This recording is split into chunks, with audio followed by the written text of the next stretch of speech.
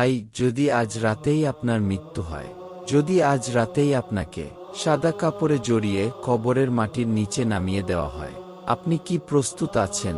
চোখ বন্ধ করে কবরের অন্ধকার কল্পনা করুন। সেই গর্ত যেখানে আপনার পাশে কেউ থাকবে না, মা থাকবে না, বাবা থাকবে না, সন্তান থাকবে না, থাকবে শুধু আপনার আমল। যখন ফেরেশতারা এসে জিজ্ঞেস করবে, তোমার রব কে? তখন কি উত্তর দিতে পারবেন? যদি সারা জীবন নামাজ ছেড়ে কাটিয়ে দেন, যদি আল্লাহকে ভুলে যান, তখন জবাব কিভাবে দিবেন? ভাই, একদিন আপনার সেই হাসি খুশি মুখ মাটির নিচে পচে যাবে।